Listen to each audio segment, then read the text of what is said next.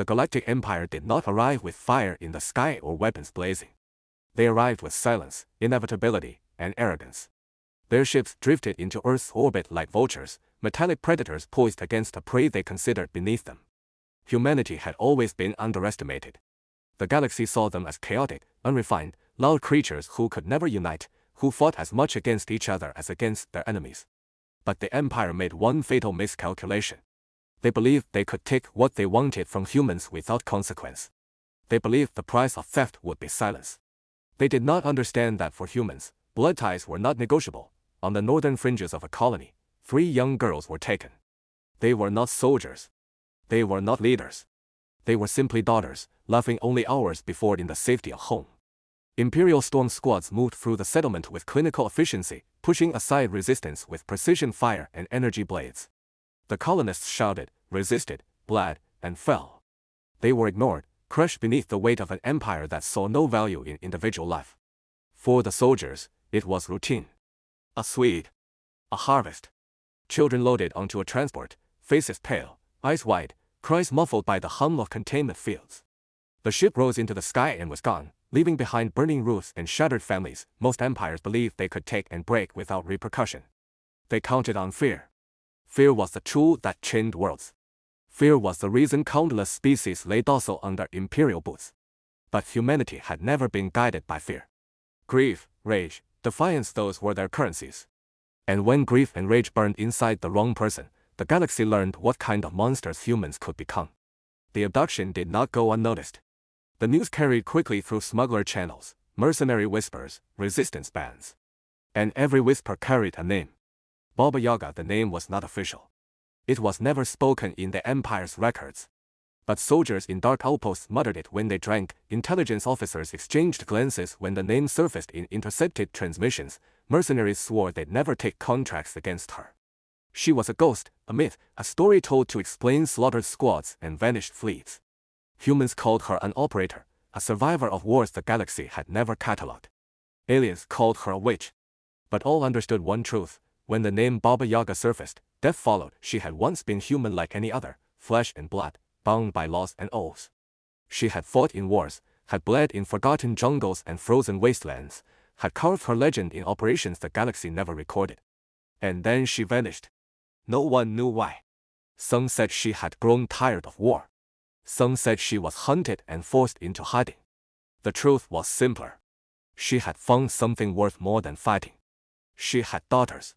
She had laid her weapons aside to give them peace. But peace had been stolen. When word reached her of the abduction, something in her shifted. 4 years she had walked as a shadow of who she once was, content to disappear. But with the loss of her girls, the shadow gave way to fire. The part of her the galaxy had feared was not dead. It had only been sleeping. And now it was awake. The Empire thought it had taken 3 helpless children. What it had taken was her blood. And for that crime, she would bring ruin. She was not alone in her wrath. Beside her was a creature, small to the untrained eye, yet infamous on Earth for its defiance of reason itself. The honey badger. It was not an ordinary animal. Generations of breeding, genetic splicing, and harsh training had turned it into something more. Its instincts were raw violence, its body a compact engine of destruction. Every predator feared it. Every prey envied its endurance. It had no sense of retreat. No sense of defeat. Plasma fire, blades, venom, traps, it ignored them all in the single-minded pursuit of tearing apart whatever stood before it. Baba Yaga called it her partner. The galaxy would come to know it as her executioner. The Empire laughed when they first heard rumors of her moving. Soldiers mocked the stories. Commanders dismissed the chatter. A woman and a beast meant nothing against dreadnoughts and legions. Yet beneath the arrogance, unease began to spread. Reports of stockpiles of weapons disappearing, of patrols vanishing without a trace, of signals cut off mid-scream. And in every whispered rumor, one detail remained the same: her oath. She would tear apart the stars if needed, one ship at a time, until she found her daughters. The galaxy had always feared humanity's capacity for violence, but it had dismissed it as undisciplined chaos. What it did not understand was the deeper truth: violence, for humans, was not random. It was adaptive. It was personal. Humans fought for reasons other species could not comprehend. For territory, for survival, for freedom, but most of all for family. A threat to blood was a threat that no human would forgive. And Baba Yaga was not an ordinary human. She was the embodiment of that principle. The first warnings came from smugglers who claimed to have seen her move through black markets, acquiring old war gear with quiet precision. She paid not with money, but with promises, threats, and favors that carried the weight of inevitability. Weapons once thought useless were reforged into instruments of slaughter. Scrap metal became mines. Chemicals became poisons.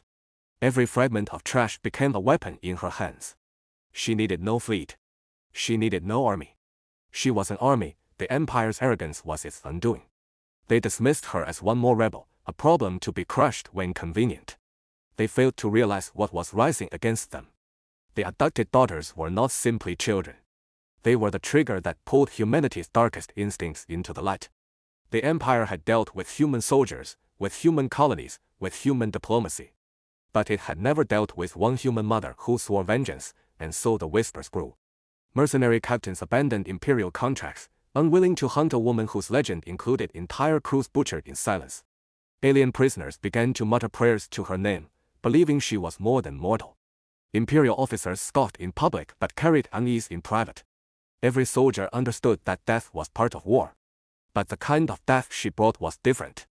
It was personal. It was intimate. She did not kill because she had to. She killed because someone had taken from her, and she would not stop until balance was restored, when her preparations were complete, when her partner snarled at her side and the first blood had been spilled. She sent a single message across the void. It was not a demand. It was not a threat. It was a statement. They had taken her 3 girls. And she was coming for them. The galaxy that had once dismissed humanity as loud and reckless finally began to understand. Loudness was not the danger. Recklessness was not the threat. The true terror of humanity lay in the cold, calculated wrath of a single human who had been wronged, and as she moved into the darkness of space, shadows following, whispers echoing, the Empire felt the first chill of fear. Not of armies. Not of fleets. But of a story they had dismissed as myth. Baba Yaga was awake. And with her walked the killer honey badger. Together they were not soldiers. They were extinction wrapped in flesh. And the galaxy had no idea what storm had just been unleashed.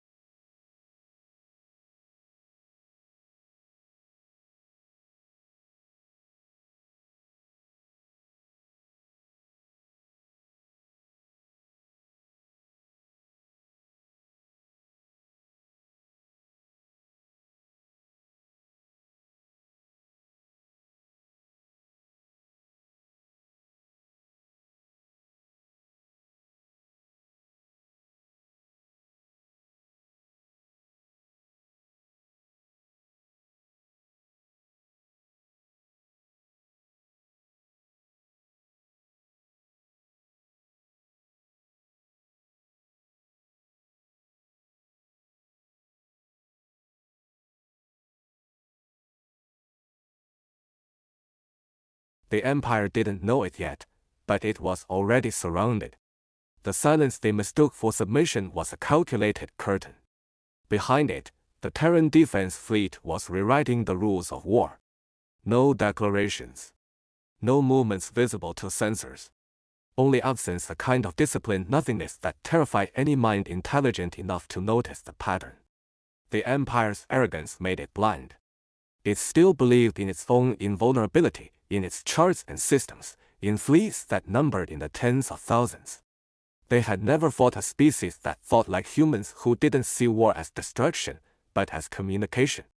Humanity was about to send a message written in the language of fear. It began with whispers through the void. The Empire's border posts near Terran space started reporting phantom signals. Drones malfunctioned. Automated repair units went missing. Patrols vanished without distress calls. In every case, the last recorded data was identical: a short burst of digital laughter. The analysts dismissed it as corrupted code. They didn't realize that every transmission came from coordinates arranged in the shape of a human numeral, 20. Within the Imperial Fleet's command, discussions turned anxious.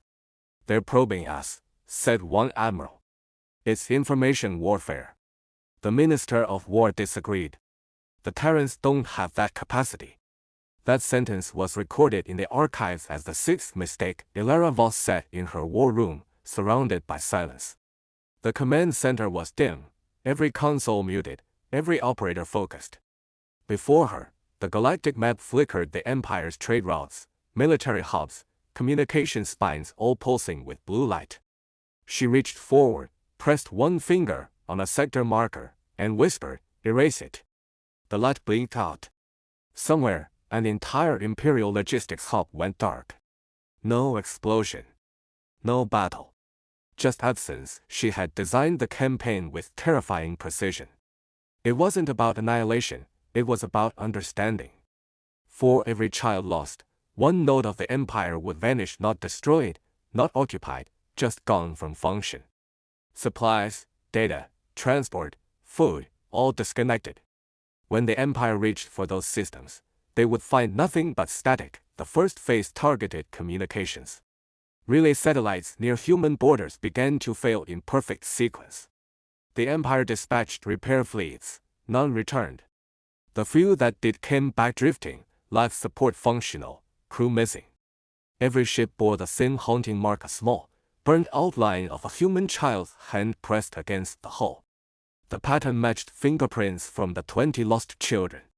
It wasn't just vengeance. It was psychological precision. The Empire called it the Ghost War. No one saw ships move. No fleets engaged. But one by one, systems started to fall silent.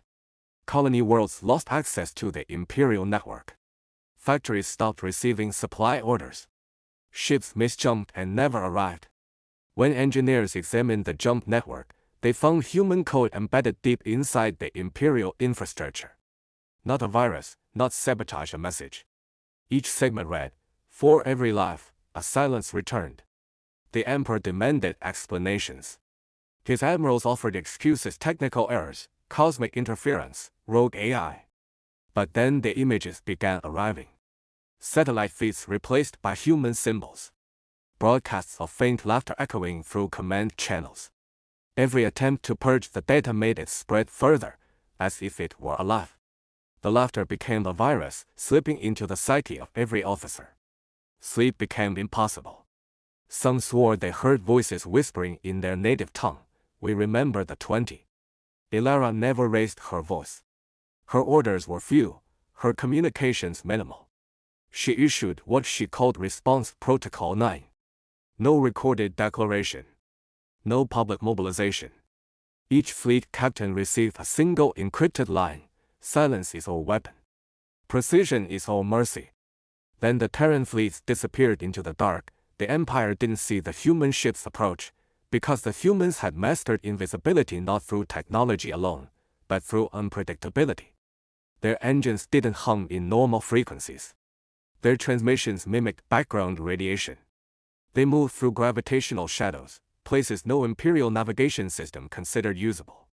The Empire had met the stars, but humans had learned to hide between them. The first confirmed engagement happened near the Vallis Corridor, an Imperial trade artery connecting 8 major sectors. A convoy of 72 Imperial freighters and 3 escort cruisers transmitted their departure logs. They never arrived. A search team found fragments of hull plating drifting through empty space. No scorch marks, no evidence of weapons fire. Only a single data core remained intact. The playback showed the ships surrounded by distortion fields, invisible silhouettes moving faster than scanners could track. Then laughter filled the comms, and the recording ended. The Empire doubled its military presence at every border. Fleets assembled, admirals barked orders, propaganda networks assured citizens that the Terran threat was under control. But fear spread faster than reassurance. Merchants refused to travel through human sectors. Soldiers began to desert. The Empire was learning that humans didn't need to invade planets to destroy an empire, they only needed to remove certainty. On the 30th day after the first disappearance, a single human transmission appeared on the Empire's central comm array. The message contained no encryption, no voice, just a display, 20 small points of light stars blinking in rhythm. Each blink corresponded to a human heartbeat. Underneath it, a line of text appeared in Imperial Standard: "We count differently than you." The message caused panic. The Emperor ordered an emergency council. His advisors debated everything from negotiation to extermination. One admiral insisted on launching a full assault into Terran space. "They must be reminded who rules," he said. The Emperor agreed. That became mistake number 70, and the fleet assembled 200 ships, fully armed. They crossed into human sectors under strict communication blackout. Within hours, contact was lost. Weeks later, fragments of their ships were found orbiting an uncharted gas giant. Every hull was intact but empty. Crews gone. Logs erased. The ships floated like ghost vessels, transmitting only one sound, the echo of faint human laughter. In her command chamber, Ilara listened to the recordings. She didn't smile this time. "They still don't understand," she said. "They think this is war." Her adjutant asked what it was if not war. She replied, "Correction." Across the galaxy, small acts of retribution unfolded in perfect rhythm. Imperial governors who had approved the cover-up on Vionis Prime began to vanish. Their ships found drifting. Their stations empty. In each case, the systems remained functional, untouched, only the guilty were gone. It wasn't random. It was surgical justice. The Empire realized too late that humanity wasn't after destruction, it was after comprehension. Every move, every silence was a lesson being taught at a galactic scale. Imperial intelligence grew desperate.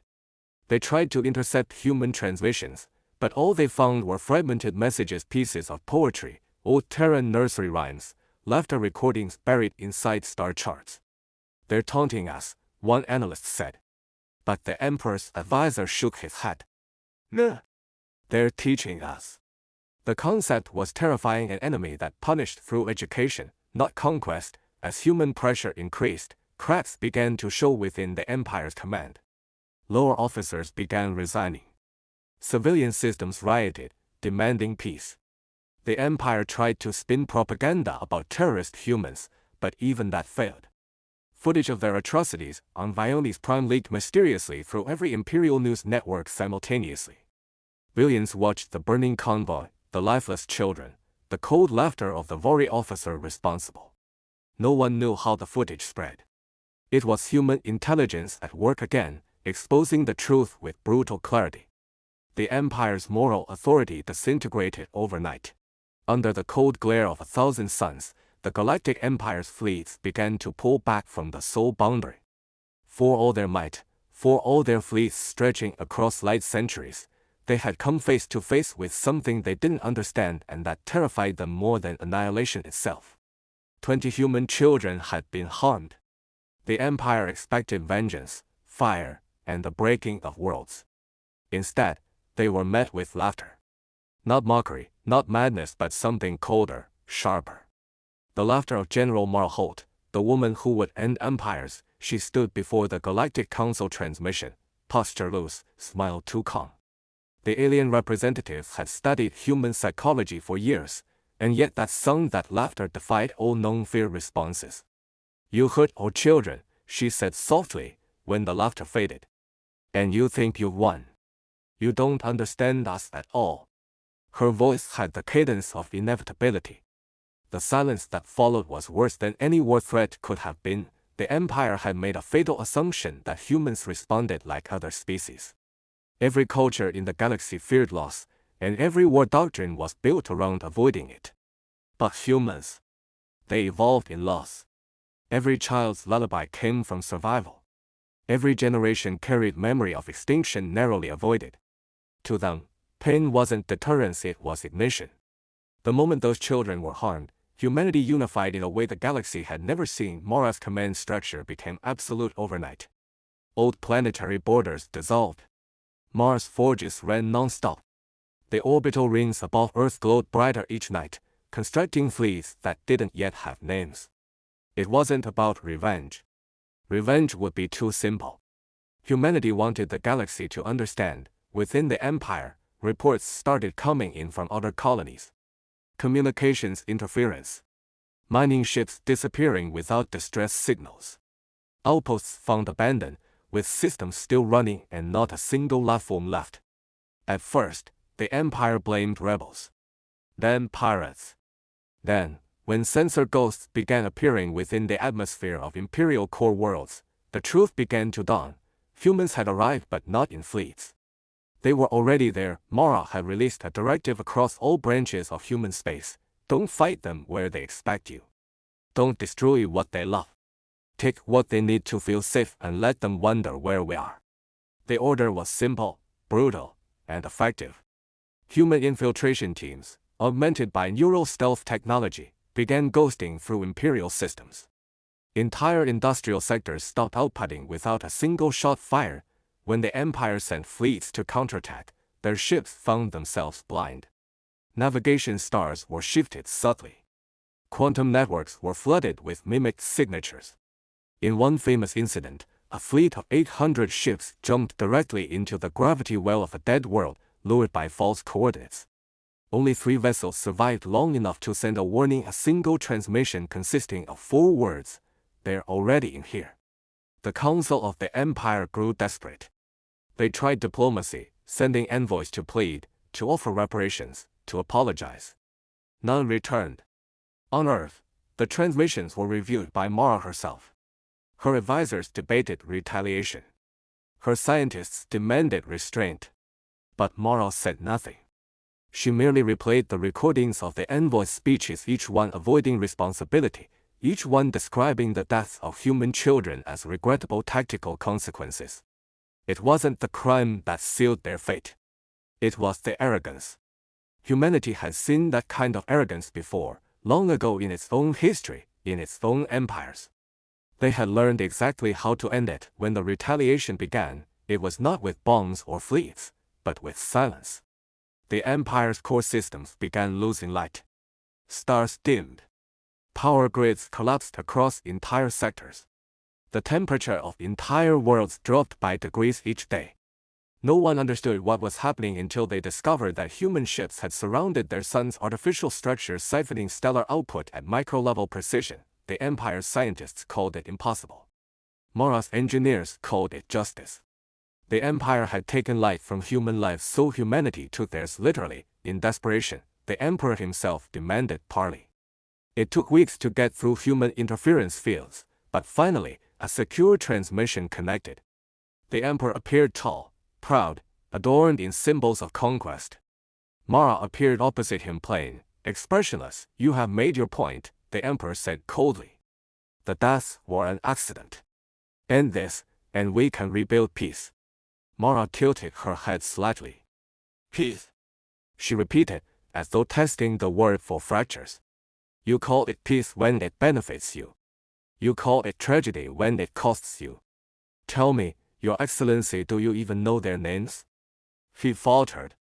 "What names?" "The children." There was no answer. Mara's gaze sharpened. "That's why you'll lose. Because to you, they were an inconvenience. To us, they were the future." And with that, every human ship in orbit around the Empire's suns increased output by 1%. The light dimmed further. The Emperor's face flickered and vanished as his planet's power grid collapsed. Over the following weeks, the Empire's dominion dissolved. Not by battle, but by fear. Worlds surrendered before humans even arrived. Fleets mutinied. Governors declared neutrality, claiming they had no part in the crime. It didn't matter. humanity wasn't fighting for territory. They were demonstrating principle that those who harmed their young had no place in the stars. The galaxy watched in stunned silence. The human fleets, black and gleaming, moved with eerie synchronization. They took no slaves, no plunder. They dismantled orbital stations and left messages etched into the wreckage, a single symbol, a laughing human face. It wasn't cruelty. It was memory. Within the Terran fleet, soldiers whispered about Mara's laughter, how it had started everything. Some said it wasn't madness but prophecy, that she had seen the inevitable outcome the moment she heard what the Empire had done. When asked about it, she said simply, "They thought we'd cry." I laughed because I knew they had no idea what they'd just woken up. By the time the Empire's last world fell silent, humanity didn't celebrate. The war had lasted 6 months, and cost them nothing but patience. The Council of Worlds offered them leadership of the new galactic order. Mara refused. She said, "We don't want to rule. We just want everyone to remember we are not prey." And yet, in the centuries that followed, even after Mara was gone, even after the Terran fleets had disbanded and humanity withdrew again into its sphere, no species ever again spoke lightly of harming a human child. The phrase "hold protocol" became a universal military warning and unofficial law carved into every academy's doctrine. Never make humans laugh at loss, because that laughter meant the countdown had already begun. In the archives of the reconstructed empire, historians tried to understand what went wrong. Some called it overconfidence, others divine retribution. But those who studied humanity closest reached a different conclusion. They said humans weren't unique because of strength, or technology, or even unity. They were terrifying because they turned grief into strategy. When they were wounded, they didn't retreat. They adapted. When their hearts broke, they didn't shatter, they sharpened. The galaxy learned that day that humans don't fight for dominance. They fight to protect meaning. And that makes them unbeatable. Years later, an alien cadet asked his instructor, if they were that powerful, why did they stop? The old veteran smiled, showing scars from an age-long past. Because they didn't need to keep proving what they already are, he said. The moment General Holt laughed, the galaxy understood. That was the sound of inevitability. And across the stars, even now, every species that remembers that war carries a saying whispered in their war rooms, etched into their ships, burned into their nightmares. If a human laughs, you've already lost.